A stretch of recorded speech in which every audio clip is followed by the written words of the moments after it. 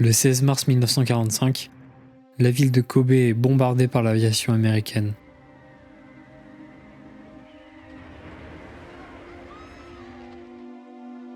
La mère de Seita et Setsuko ne survivra pas.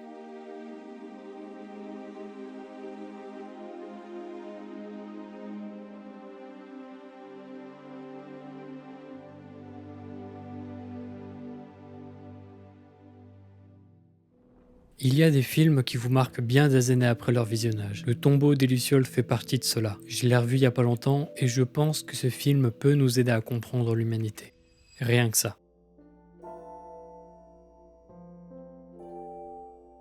Fondé en 1985, le studio Ghibli sort Le Tombeau des Lucioles en 1988 et c'est un flop. Le film connaît un grand succès critique, mais les entrées sont limitées. Le film est jugé trop sombre et violent. C'est avec le temps qu'il acquiert un véritable succès d'estime au Japon et partout dans le monde. Le Tombeau des Lucioles n'est pas seulement un film sur la guerre, c'est un film sur l'homme, ce qu'il peut faire de mieux et surtout de pire. Seita et Setsuko sont deux enfants livrés à leur sort après que leur père soit parti faire la guerre et que leur mère soit malheureusement décédée. On suit leur destin, leur survie dans un monde qui les ignore, dans un Japon qui est trop occupé à panser ses plaies. Après le décès de leur mère, Seita et Setsuko sont recueillis par leur tante. Si au début elle se montre accueillante, elle finit par les mettre de côté et les rejeter. Mais peut-on vraiment lui en vouloir? Ce n'est pas une méchante caricaturale comme on pourrait le voir dans bon nombre d'œuvres. C'est juste quelqu'un qui choisit d'abord de penser à elle, à sa famille, plutôt qu'aux autres. Elle fait comprendre à Seita que lui et sa sœur sont devenus des fardeaux. C'est alors que l'adolescent prend la décision de partir, pour offrir à Setsuko un environnement où elle ne se sentira pas rejetée. Mais c'est cette décision qui va, paradoxalement, sceller leur sort.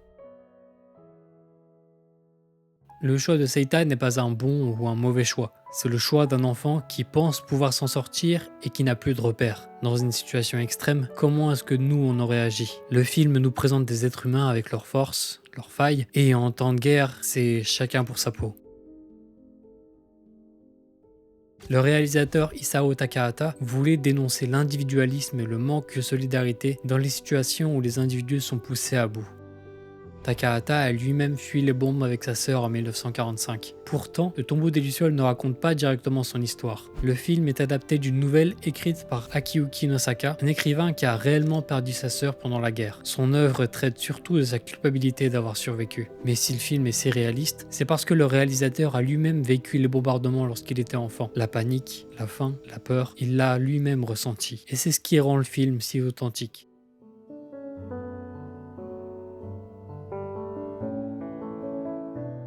Le Tombeau des Lucioles, ce n'est pas seulement une histoire japonaise. Regarder ce film aujourd'hui, c'est se rendre compte que ce genre de tragédie ne s'est pas arrêté en 1945. Ce que Seita et Setsuko ont vécu, des millions de personnes continuent de le vivre encore aujourd'hui. On peut penser que Le Tombeau des Lucioles est un film nihiliste, c'est l'idée que plus rien n'a de sens, de valeur, qu'il n'y a plus d'espoir. Le film nous montre la mort, l'indifférence, l'impuissance des hommes. Or, même dans les moments les plus terribles, il peut quand même y avoir quelque chose de précieux.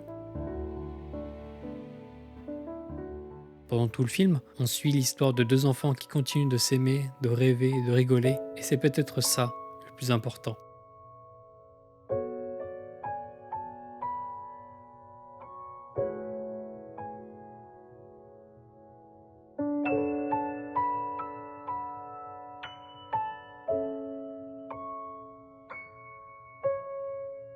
兄ちゃんおおきに